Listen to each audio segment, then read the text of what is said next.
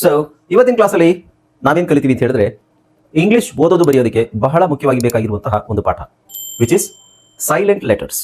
ಇಂಗ್ಲಿಷಲ್ಲಿ silent letters ನಿಮಗೆ 80% silent letters ಇರುತ್ತೆ. ಕನ್ನಡದಲ್ಲಿ ಇದು ಇಲ್ಲದೆ ಇರೋದ್ರಿಂದ ನಮಗೆ ಇದರ ಸಮಸ್ಯೆ ಇರೋದಿಲ್ಲ ಕನ್ನಡದಲ್ಲಿ. ಆದರೆ ಇಂಗ್ಲಿಷಲ್ಲಿ 80% ನಿಮಗೆ ಸೈಲೆಂಟ್ ಲೆಟರ್ಸ್ ಇದ್ದೇ ಇರುತ್ತೆ. ಒಂದು ಪದದಲ್ಲಾದರೂ ಸೈಲೆಂಟ್ ಲೆಟರ್ಸ್ ಇದ್ದೇ ಇರುತ್ತೆ. ಅಂದರೆ ಬೇಸಿಕ್ ಲೆವೆಲ್ ಅಲ್ಲ, ನೀವು ಜಾಸ್ತಿ ಓದ್ತಾ ಹೋದಾಗ ಅದರಲ್ಲಿ ಒಂದು ಸೆಂಟೆನ್ಸ್ ಅಲ್ಲಿ ಅಟ್ಲೀಸ್ಟ್ ಒಂದು ಅಕ್ಷರನಾದರೂ ಸೈಲೆಂಟ್ ಇದ್ದೇ ಇರುತ್ತೆ ಒಂದು ಪದದಲ್ಲಿ. ಆ ಸೈಲೆಂಟ್ ಅಕ್ಷರಗಳು ಯಾವುದು ಅನ್ನೋದನ್ನು ಗುರುತಿಸ್ಬಿಟ್ಟು ಅದನ್ನು ಪ್ರೊನೌನ್ಸ್ ಮಾಡ್ದೇನೆ ನಾವು ಡೈರೆಕ್ಟ್ ಆಗಿ ಆ ವರ್ಡ್ ಅಲ್ಲಿ ಯಾವ ಅಕ್ಷರಗಳನ್ನ ಮಾತ್ರ ಉಚ್ಚಾರಣೆ ಮಾಡಬೇಕು ಅದನ್ನ ಮಾತ್ರ ಉಚ್ಚಾರಣೆ ಮಾಡಿದ್ರೆ ಮಾತ್ರ ಅದು ಬೇರೆಯವ್ರಿಗೂ ಅರ್ಥ ಆಗೋದು, ನೀವು ಹೇಳಬೇಕಾದ್ರೆ ಅಥವಾ ನೀವು ಓದಬೇಕಾದ್ರೆ ನಿಮಗೂ ಅರ್ಥ ಆಗುತ್ತೆ. ಓಕೆ, ಸೊ ಇವತ್ತಿನ ಕ್ಲಾಸಲ್ಲಿ ನಾವೇನು ನೋಡೋಣ ಅಂತ ಹೇಳಿದ್ರೆ ಬೇಸಿಕಲಿ ನಮಗೆ ಎ ಇಂದ ಝೆಡ್ ತನಕ ಎಲ್ಲಾ ಅಕ್ಷರಗಳು ಸೈಲೆಂಟ್ ಆಗುತ್ತೆ ಒಂದಲ್ಲ ಒಂದು ಪದದಲ್ಲಿ, ಎಕ್ಸೆಪ್ಟ್ ಕ್ಯೂ ಅಕ್ಷರ ಸೈಲೆಂಟ್ ಆಗಲ್ಲ.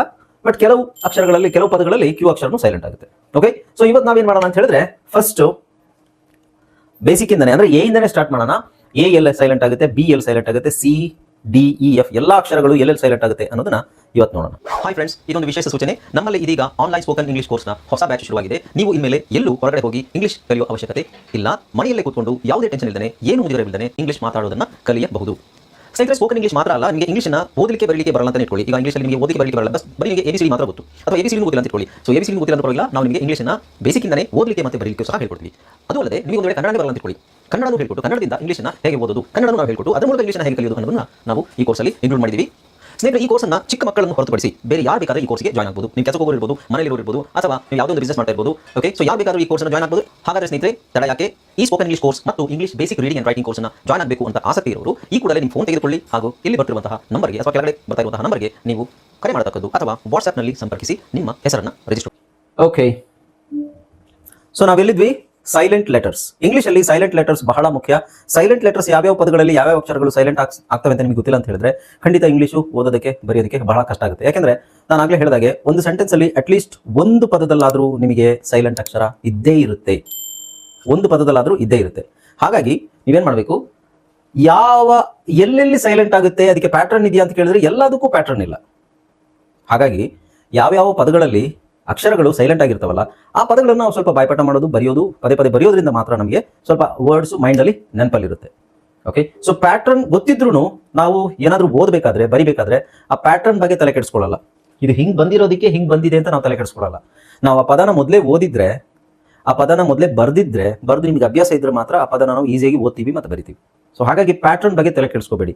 ಪ್ಯಾಟರ್ನ್ ನೀವು ನನ್ನ ಹತ್ರ ಪ್ರಶ್ನೆ ಕೇಳ್ಬೋದಷ್ಟೇ, ಸರ್ ಅದು ಹೆಂಗ್ ಸೈಲೆಂಟ್ ಆಗುತ್ತೆ ಅಂತ ಹೇಳಿ ನಾನು ಹೇಳ್ಬೋದು. ಎಸ್ಗಿಂತ ಅಲ್ಲ, ಏನೋ ಹೇಳಿದೆ ನಾನಿಲ್ಲಿ, ಇದಿದೆ ನೋಡಿ, ಸಿಗಿಂತ ಮುಂಚೆ ಇದು, ಸಿಗಿಂತ ಮೊದಲು ಎಸ್ ಬಂದು, ಈ ತರ ಪ್ಯಾಟರ್ನ್.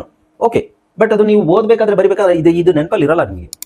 ನಾವೇನು ಪದನ ಓದಿರ್ತೀವಿ ಅದನ್ನ ಹ್ಯಾಕ್ ಪ್ರಾಕ್ಟೀಸ್ ಮಾಡಿರ್ತೀವಿ ಅದ್ರ ಮೇಲೆ ನಮಗೆ ಪದಗಳು ನೆನಪಲ್ಲಿರುತ್ತೆ. ಇದನ್ನ ಮಾತ್ರ ಮೈಂಡಲ್ಲಿ ಇಟ್ಕೊಳ್ಳಿ.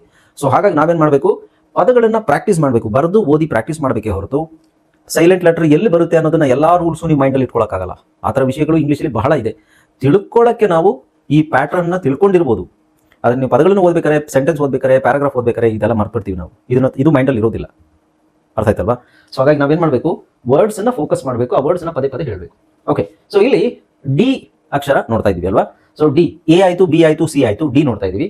ಡಿ ಅಲ್ಲಿ ಆಲ್ರೆಡಿ ನಾನು ಏನ್ ಹೇಳಿದೆ ನಿಮಗೆ, ಜಿಇ ಅಕ್ಷರ ಇಂತ ಮುಂಚೆ ನಿಮಗೆ ಡಿ ಬಂದ್ರೆ ಡಿ ಇಸ್ ಆಲ್ವೇಸ್ ಸೈಲೆಂಟ್. ಈ ಜಿಇ ಇದೆಯಲ್ವಾ, ಕೊನೆಯಲ್ಲಿ ಜಿ, ಇದು ಒಂದು ರೂಲ್ ಇದೆ. ಜಿಇ ಸರ್ ನೀವು ಹೇಳ್ತೀರಾ, ಈಗ ಜಿಇ ನಾನು ನಿಮಗೆ ಗೆ ಅಂತ ಹೇಳ್ಕೊಟ್ಟಿದ್ದೆ, ಗೆ ಅಲ್ವಾ? ಬಟ್ ಜಿಇ ಕೊನೆಯಲ್ಲಿ ಬಂದ್ರೆ ಅದು ನಾವು ಜ ಅಂತ ಹೇಳ್ತೀವಿ, ಗ ಅಂತ ಹೇಳೋದಿಲ್ಲ. ಗೆ ಅಂತ ಹೇಳಲ್ಲ, ಜ ಅಂತ ಹೇಳ್ತೀವಿ. ಇದು ಜಿ ರೂಲೇ ಸಪರೇಟ್ ಆಗಿದೆ ಅಲ್ವಾ? ಜಿಇ ಕೊನೆಯಲ್ಲಿ ಬಂದ್ರೆ ಜ ಅಂತ ಹೇಳ್ತೀವಿ, ಅಲ್ಲಿ ಜೆ ಹಾಕಲ್ಲ. ಜಿಇ ಕೊನೆಯಲ್ಲಿ ಬಂದ್ರೆ ಅದನ್ನ ಜೆ ಅಂತ ಉಚ್ಚಾರಣೆ ಮಾಡಲ್ಲ. ಯಾಕೆಂದ್ರೆ ಇಂಗ್ಲಿಷ್ ವರ್ಡ್ ಅಲ್ಲಿ ನಿಮಗೆ ಜೆ ಅನ್ನೋ ಅಕ್ಷರ ಕೊನೆಯಲ್ಲಿ ಬರೋದಿಲ್ಲ. ಅದು ಇನ್ನೊಂದು ರೂಲು. ಯಾವುದೇ ಪದದಲ್ಲಿ ಇಂಗ್ಲಿಷ್ ಪದ ನಾನು ಹೇಳ್ತಾ ಇದ್ದೀನಿ, ಕನ್ನಡ ಪದನ ಹೋಲಿಸಬೇಡಿ. ರಾಜ್ ಬರುತ್ತಲ್ಲ ಸರ್, ಸೂರಜ್ ಬರುತ್ತಲ್ಲ ಅಂತ ಹೇಳ್ತೀರಾ, ಜೆ ಬರುತ್ತೆ, ಅದು ಹೆಸರು, ಕನ್ನಡ ಹೆಸರು. ಅದು ಜೆ ಅನ್ನೋ ಅಕ್ಷರದಲ್ಲಿ ಕೊನೆಯಲ್ಲಿ ಇಂಗ್ಲಿಷಲ್ಲಿ ಯಾವುದೇ ಪದ ಬರಲ್ಲ. ಸೊ ಜೆ ಅಂತ ಉಚ್ಚಾರಣೆ ಇದ್ರೂ ಜೆಗೆ ನಾವು ಜಿಇ ಹಾಕ್ತೀವಿ. ಉದಾಹರಣೆಗೆ ಇಲ್ಲೇ ಇದೆಯಲ್ಲ ವೆಜ್, ಎಜ್. ಸೊ ಇಲ್ಲಿ ಜಿ ಇದೆ, ಇದರ ಉಚ್ಚಾರಣೆ ಬಂದು ಜೆ ಸೌಂಡ್ ಬರುತ್ತೆ, ಉಚ್ಚಾರಣೆ ಮಾತ್ರ. ಓಕೆ, ಸೊ ಇಲ್ಲಿ ಇನ್ನೊಂದು ಪದ ಇದೆ ನೋಡಿ,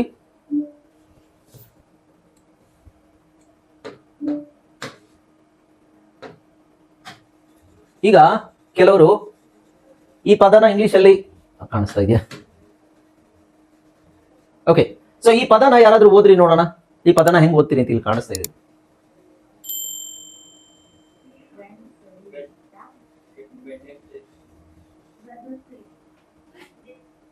ಇದ್ಯಾಕೆ ಹಿಂಗಾಗ್ತದೆ? ನಾನು ಅದನ್ನ ಹಳದ್ ಮಾಡ್ತಾ ಇದ್ದೀನಿ ಮತ್ತೆ ಬರ್ತಾ ಇದೆ.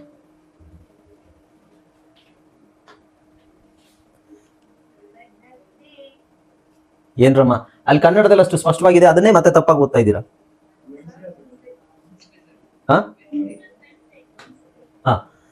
ವೆನ್ಸ್ಡೇ, ಇಲ್ಲಿ ಎಷ್ಟು ಅಕ್ಷರ ಸೈಲೆಂಟ್ ಇದೆ ಗೊತ್ತಾ? ಒಂದು ಡಿ ಸೈಲೆಂಟ್ ಆಗಿದೆ, ಆಲ್ರೆಡಿ ನಾವು ಡಿ ನೋಡ್ತಾ ಇದೀವಿ, ಡಿ ಸೈಲೆಂಟ್ ಆಗಿದೆ. ಆಮೇಲೆ ಯಾಕಿದು ಒಂದು ಡಿ ಸೈಲೆಂಟ್ ಆಗಿದೆ, ಒಂದು ನಿಮಿಷ.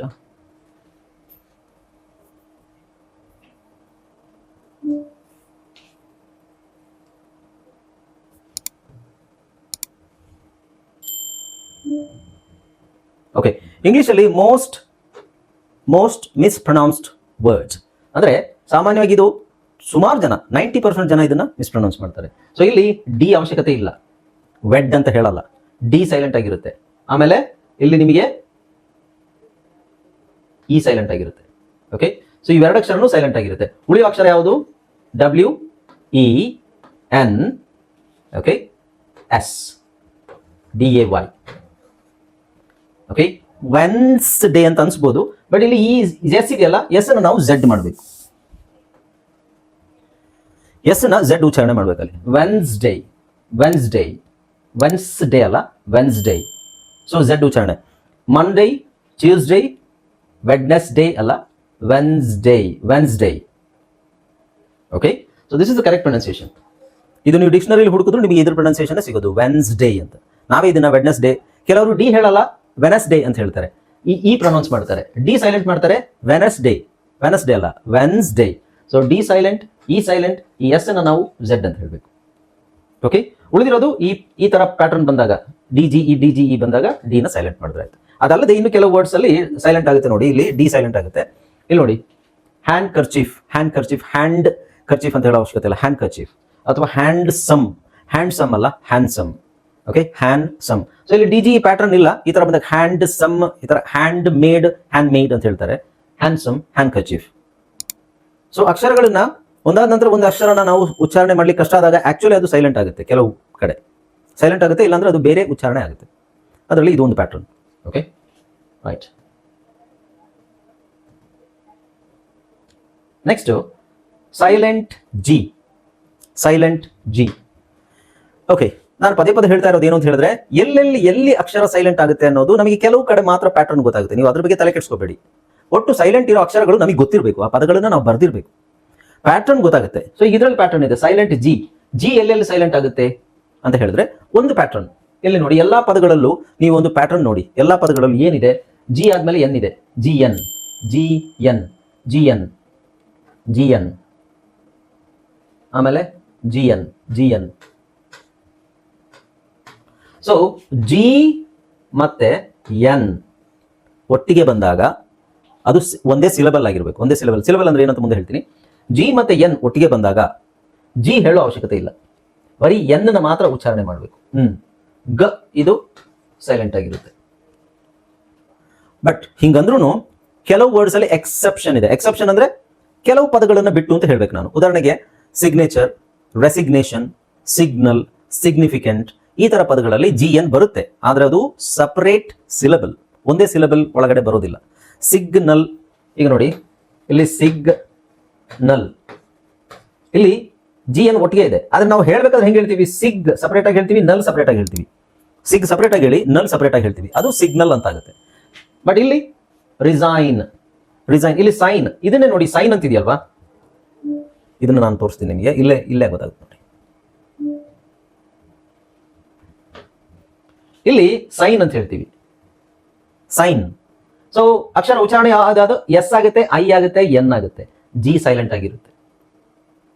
ಇದೇ ಪದನ ನಾನು ನಿಮಗೆ ಸಿಗ್ನಲ್ ಅಂತ ಹಾಕಿದ್ರೆ, ಇದನ್ನ ನಾವು ಓದ್ಬೇಕಾದ್ರೆ ಎರಡು ಸಿಲಬಲ್ ಇದೆ, ಯಾಕಂದ್ರೆ ಇದರಲ್ಲಿ ಇಲ್ಲೊಂದು ವಾವೆಲ್ ಇದೆ, ಇಲ್ಲೊಂದು ವಾವೆಲ್ ಇದೆ. ಸೊ ವಾವೆಲ್ ಎರಡಿದ್ದಾಗ ನಾವು ಅದನ್ನ ಮಧ್ಯದಲ್ಲಿ ಎರಡು ಕಾನ್ಸನೆಂಟ್ ಇದ್ರೆ ಇದನ್ನ ಡಿವೈಡ್ ಮಾಡ್ತೀವಿ, ಹೀಗೆ ಸಿಗ್ನಲ್ ಸಪರೇಟ್ ಆಗಿ ಓದ್ತೀವಿ. ಓಕೆ, ಸೊ ಇಲ್ಲಿ ನೋಡಿ ಇದೇನೆ. ಈಗ ಸೈನ್ ಅಂದ್ರೆ ಏನು? ಸೈನ್ ಅಂದ್ರೆ ರುಜು, ಸಹಿ, ನಮ್ದು ಸಿಗ್ನೇಚರ್. ಸಿಗ್ನೇಚರ್. ಸೊ ಇಲ್ಲಿ ನಾವು ಏನ್ ಹೇಳ್ತೀವಿ, ಸಿಗ್ನೇಚರ್. TURE ಬಂದ್ರೆ ಕೊನೆಯಲ್ಲಿ ಚರ್ ಅಂತ ಬರುತ್ತೆ ಅಂತ ನಾನು ಹೇಳಿದ್ದೆ. ಸೊ ಇದು ಸಿಗ್ನೇಚರ್. ಹಾಗಾಗಿ ಜಿ ಮತ್ತೆ ಎನ್ ಬಂದಾಗ ಜಿ ಸೈಲೆಂಟ್ ಆಗುತ್ತೆ ಯಾವಾಗ ಅದು ಒಂದೇ ಸಿಲಬಲ್ ಆಗಿರಬೇಕು. ಸಿಲಬಲ್ ಅಂದ್ರೆ ಒಂದು ಕೊನೆಯಲ್ಲಿರಬೇಕು, ಇಲ್ಲ ಒಂದೇ ಸಿಲಬಲ್ ಇರಬೇಕು. ಈಗ ಇಲ್ಲಿ ಕೊನೆಯಲ್ಲಿದೆ ನೋಡಿ, ಇಲ್ಲ ಸ್ಟಾರ್ಟಿಂಗ್ ಅಲ್ಲಿದೆ, ಇಲ್ಲೆಲ್ಲ ಸ್ಟಾರ್ಟಿಂಗ್ ಅಲ್ಲಿದೆ ನೋಡಿ, ಈ ತರ. ಇಲ್ಲೂ ಕೊನೆಯಲ್ಲಿದೆ, ಇಲ್ಲೂ ಕೊನೆಯಲ್ಲಿದೆ. ಮಧ್ಯದಲ್ಲಿ ಆ ಕಡೆ ಈ ಕಡೆ ನಮಗೆ ಬೇರೆ ವೊವೆಲ್ಸ್ ಬಂದ್ರೆ ಅದು ಆ ತರ ಹೇಳಲ್ಲ. ಇದಾಯ್ತು ನೋಡಿ, ಸಿಗ್ನಲ್, ಎಕ್ಸೆಪ್ಷನ್, ಇದು ಸೈನ್. ಇಲ್ಲಿ ನಾವು ಜಿ ಹೇಳಲ್ಲ, ಇಲ್ಲಿ ಎಲ್ ಹಾಕಿದ್ರೆ ಜಿ ಹೇಳ್ತೀವಿ.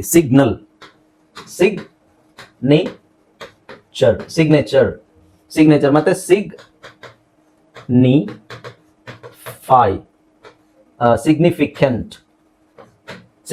ಸಿಗ್ನಿಫೈ. ಓಕೆ, ಸೊ ಈ ತರ ನಾವು ಜಿ ಸೈಲೆಂಟ್ ಆಗಲ್ಲ ಅಲ್ಲಿ, ಅಂದ್ರೆ ಸಪರೇಟ್ ಸಿಲೆಬಲ್. ಸಿಂಗಲ್ ಸಿಲೆಬಲ್ ಒಂದೇ ಸಿಲೆಬಲ್ ಇದ್ರೆ ಜಿ ಸೈಲೆಂಟ್ ಆಗುತ್ತೆ. ಅರ್ಥ ಆಯ್ತಾ? ಸೊ ಅದನ್ನ ತಲೆ ಕೆಡಿಸ್ಕೋಬೇಡಿ, ವರ್ಡ್ಸ್ ಬಗ್ಗೆ ಫೋಕಸ್ ಮಾಡಿ. ವರ್ಡ್ಸ್ ನ ಪ್ರಾಕ್ಟೀಸ್ ಮಾಡೋದು, ಬರೆಯೋದು, ಓದೋದು, ಪದೇ ಮಾಡಿದ್ರೆ ನಮಗೆ ಅದು ಆಟೋಮೆಟಿಕ್ ಆಗಿ ಬರುತ್ತೆ. ಅರ್ಥ ಆಯ್ತಾ? ಓಕೆ, ಸೊ ಬೇರೆ ಎಕ್ಸಾಂಪಲ್ಸ್, ಕೆಲವು ವರ್ಡ್ಸ್ ನೋಡಿ ಇಲ್ಲಿ. ಪ್ಯಾರಾಡೈಮ್ಸ್. ಆಕ್ಚುಲಿ ಇಲ್ಲಿ ನೋಡಿ ನೀವು DIG ಡಿಗ್ ಅಲ್ವಾ, CVC ಅಲ್ಲಿ ನೋಡಿ DIG ಡಿಗ್. ಹಂಗೆ ನೋಡಿದ್ರೆ ಇಲ್ಲಿ ಡಿಗ್ ಅಂತಾನೆ ಇದೆ, ಅಲ್ಲಿ ಡಿಗ್ ಹೇಳೋಂಗಿಲ್ಲ, ಯಾಕೆಂದ್ರೆ ಇಲ್ಲಿ ಜಿ ಸೈಲೆಂಟ್. ಸೊ ಇದೇನಾಗುತ್ತೆ, ಪ್ಯಾರಾಡೈಮ್ಸ್. ಹಾಗೆ ಇಲ್ಲಿ ನೋಡಿ PH ಉಚ್ಚಾರಣೆ FLEGM, ಫ್ಲೆಮ್. ಅದೇ ತರ ಡಯಾಫ್ರಾಮ್. ಸೊ ಹಾಗಾದ್ರೆ ನೀವು ಕೇಳ್ತಾರೆ ಜಿ ಆದ್ಮೇಲೆ ಎಂ ಬಂದ್ರೆ ಜಿ ಸೈಲೆಂಟ್ ಅಂತ ಕೇಳಿದ್ರೆ ಅಲ್ಲ, ಎಲ್ಲ ಕಡೆ ಅಲ್ಲ, ಈ 3 ಪದದಲ್ಲಿ ಮಾತ್ರ ಆ ತರ ಇದೆ. ಓಕೆ, ಇದರ ಅರ್ಥ ಏನು, ನಾವು ಆ ವರ್ಡ್ಸ್ ನ ಪ್ರಾಕ್ಟೀಸ್ ಮಾಡಬೇಕೆ ಹೊರತು ನಾವು ಪ್ಯಾಟರ್ನ್ ಏನಿದೆ ಆ ಪ್ಯಾಟರ್ನ್ ನ ತುಂಬಾ ಫೋಕಸ್ ಮಾಡಿದ್ರೆ ಅದು ನೆನಪಲ್ಲಿ ಉಳಿಯಲ್ಲ. ನೀವು ಇನ್ನೊಬ್ರಿಗೆ ಹೇಳ್ಕೊಡ್ಬೋದು ಅಷ್ಟೇ. First focus on the words. ಆ ವರ್ಡ್ಸ್ ನ ಬರೀರಿ, ಓದ್ರಿ. ಇದು ಪದೇ ಮಾಡಿದಾಗ ಮಾತ್ರ ಆ ಅಕ್ಷರಗಳು ಸೈಲೆಂಟ್ ಆಗುತ್ತೆ ಅಂತ ನಮಗೆ ಗೊತ್ತಾಗ್ತಾ ಹೋಗುತ್ತೆ. ರೈಟ್? ಓಕೆ.